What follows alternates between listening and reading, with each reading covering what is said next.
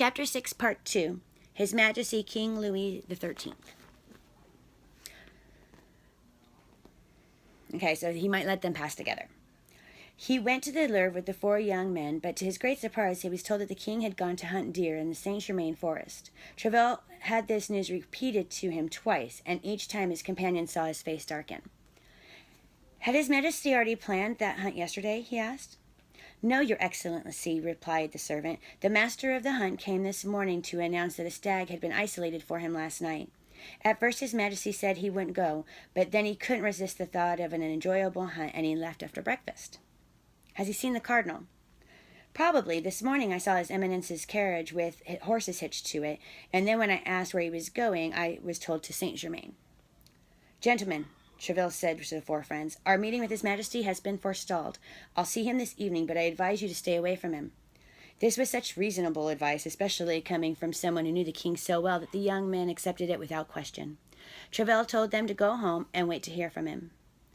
When Travell returned to his house, it occurred to him that he ought to take advantage of being the first to register a complaint. He sent a servant to Monsieur de la Tremouille with a letter asking him to put Bernajoux out of his house and reprimand his servants for having had the audacity to attack a group of musketeers. But Monsieur de la Tremouille, already informed of what had happened to it by his equerry, who was related to Bernajoux, replied that it was he, and not Monsieur de Travell or his musketeers, who had cause for complaint, since the musketeers had attacked his servants and tried to burn down his house. Travell realized that an exchange of letters between them could go on indefinitely, because each of them would naturally persist his own opinion, so he decided to try to bring the debate to a close by going to see Monsieur de la Tremouille in person. He went to his house and had himself announced. The 2 men greeted each other politely, for while there was no friendship between them, there was at least respect. They were both honorable, great-hearted men, and since Monsieur de la Tremouille, a Protestant who seldom saw the king, belonged to no faction, he ordinarily had no prejudices in his social relations. This time, however, his greeting, though still polite, was colder than usual. "Sir," said Monsieur de Travell, "each of us believes he has reason to complain of the other. I have come here so that we can clear up the matter together." "I'll be glad to do that," replied Monsieur de la Tremouille. "But I must warn you that I'm well informed your musketeers are entirely in the wrong."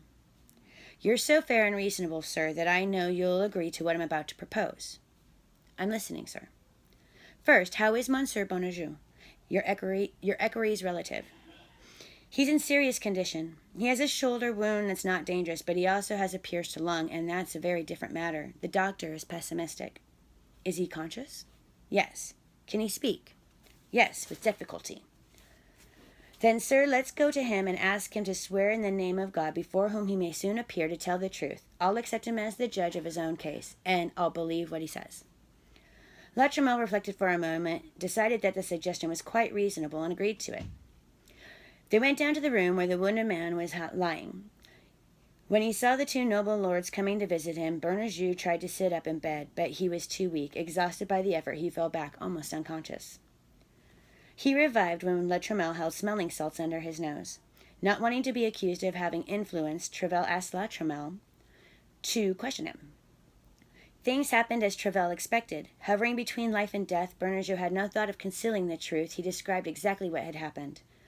That was all Travell wanted. He wished Bernajoux a speedy recovery, took leave of La Tremouille, and went back to his house, and sent word for the 4 friends that he was expecting them for dinner.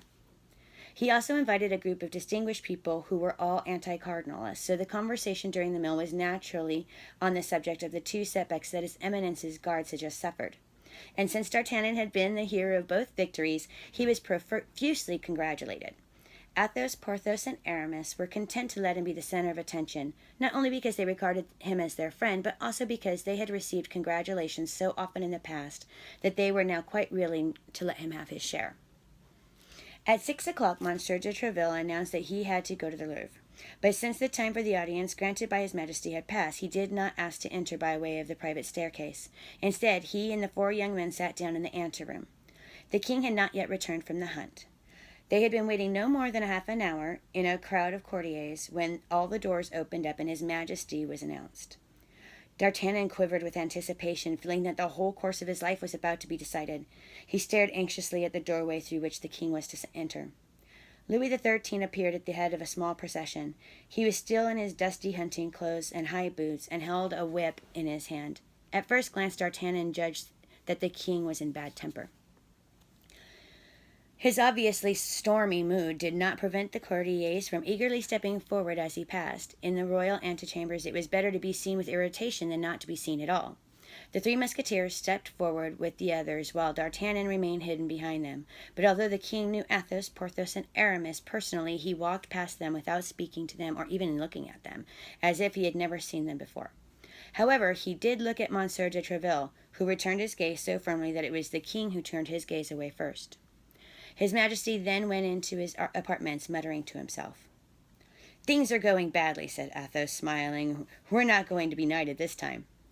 "Wait here 10 minutes," said Monsieur de Treville, "and if you haven't seen me come out by then, go back to my house, because it would be useless for you to wait any longer." The four young men waited 10 minutes, a quarter of an hour, 20 minutes, and still Monsieur de Treville did not return. Finally, they left, worried about what was going to happen. Treville had gone boldly into His Majesty's study and found him still in a bad temper, sitting in an armchair and tapping his boots with the handle of his whip. Treville calmly inquired about his health. "It's bad," replied Louis XIII. "I'm bored." Boredom was his worst disease. He often took one of his courtiers over to a window and said to him, "Monsieur so-and-so, let's be bored together." "Bored, sire," said Treville. Didn't you have the pleasure of hunting today?" "I hunted, but it was no pleasure. Everything's deteriorating these days, I swear. Either the animals have stopped leaving a trail or the hounds have lost their sense of smell. We started a 10-point stag and ran him for 6 hours. Then, just as he was about to turn and face the pack, and St. Simon was already raising his horn to sound the kill, the dogs all charged off after a little stag no more than 2 years old. I've already given up falconry. Now I'll have to give up stag hunting.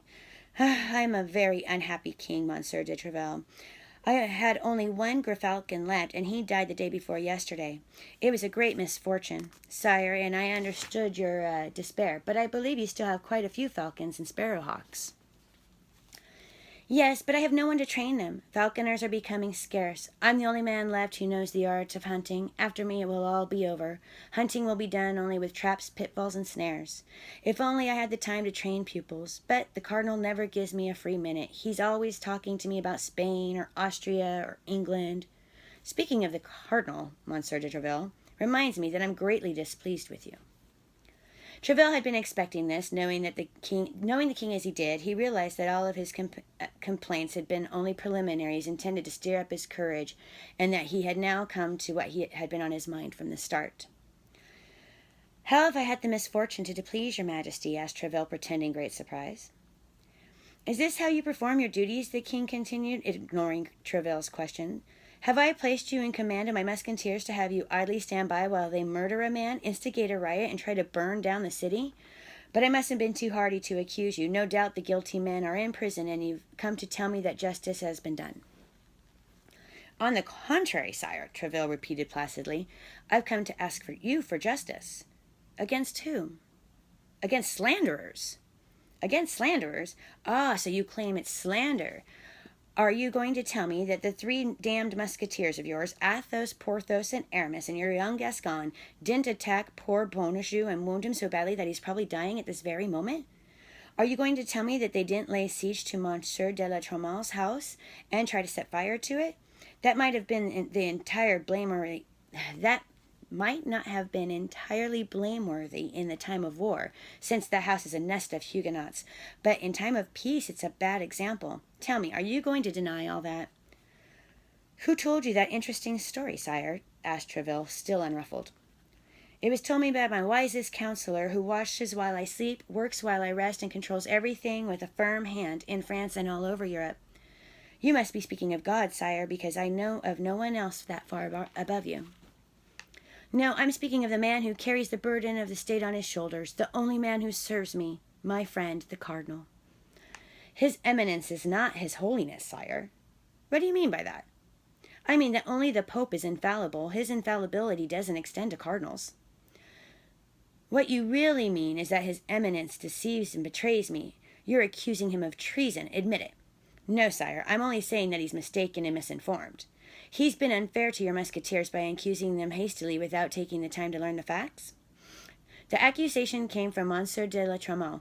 the Duke himself. What's your answer to that?" "I might answer, sire, that he's too closely concerned in the matter to be an impartial witness. But I won't say that, because I know him to be a man of integrity. I'm willing to accept his testimony on one condition." "What condition?" "That you send for him and question him yourself, sire, alone, and that afterward you see me before seeing anyone else." "Granted. You won't dispute what the Duke says?" "No, sire." "You'll accept his verdict?" "I will, sire." "And you'll agree to any compensation he may demand?" "Certainly, sire." "Lachenay," called the king. "Lachenay!" Louis XIII's confidential servant, who was always standing outside the door, came in. "Lachenay," said the king, "send for Monsieur de la Tremouille immediately. I want to see him this evening." "Do I have your word, sire," asked Tréville, "that you will see no one else between the Duke and me?" "You have my word of honor." "Till tomorrow, then, your Majesty." "Till tomorrow." "What time, sire?" "Whenever you like." "I don't want to come too early in the morning, your Majesty, for fear of waking you." "Waking me? Do you think I sleep? I've stopped sleeping. Sometimes I dream, but that's all. Come as early as you like. At 7 o'clock, let's say. But I warn you that you can expect the worst if your musketeers are guilty." "If any of my musketeers are guilty, sire, they'll be placed in your hands, and you'll dispose of them as you see fit. Is there anything else you wish to demand, sire? Speak, and I'll obey." "No, there's nothing else. It's not without reason that I'm called Louis the Just. I'll see you tomorrow morning." "God keep you to then, your Majesty." However badly the king might have slept that night, Monsieur de Treville still slept worse. Before going to bed, he had sent word to the Three Musketeers and their friend to come to his house at 6:30. He took them to the Louvre the next morning without guaranteeing them anything. He made it clear to them that their favor with the king and even his own hung in the balance. When they reached the foot of the private staircase, he told them to wait. If the king is still angry with them, and they would leave without being seen. If the king consented to receive them, they would be called. Tréville then went into his Majesty's private anteroom. There he found Lachenay, who told him that Monsieur de la Tremouille had been absent when the messenger went to his house the evening before, that he had come home too late to go to the Louvre, and that he had arrived only a short time ago, and that he was now with the king. Tréville was greatly pleased to hear this, because it meant that no one would have a chance to influence the king between the Duke's visit and his own. No more than 10 minutes had passed when the door of the study opened and the Duke came out. "Monsieur de Tréville," he said, "His Majesty just sent for me to ask how things happened at my house yesterday. I told him the truth, that my servants were entirely to blame, and that I was willing to apologize to you. Since I've met you here, please accept my apology now, and please to continue to regard me as your friend." "Sir," replied Tréville, "I had such confidence in your integrity that I wanted you to be my only defender with His Majesty. I see I wasn't mistaken. I thank you for proving that there's still one man in France who can truthfully be described as I described you." "Very good," said the king, who had been eavesdropping on the conversation from the other side of the door. "And since he says he's your friend, Tréville, tell him that I'd also like to be his friend, but that he's been neglecting me. For the last 3 years I've seen him only when I've sent for him. Tell him all that for me, because those are things that the king can't say himself." "Thank you, sire," said the Duke, "but let me assure you that it's not the people that you see constantly who are the most devoted to you, with the exception of Monsieur de Tréville, of course." The king stepped into the doorway. "Ah, so you heard what I said. Well, so much the better." He turned to Tréville. "Where are your musketeers? I told you to bring them to me the day before yesterday. Why haven't you done so?" "They're downstairs, sire, and with your permission, Lachenay will tell them to come up."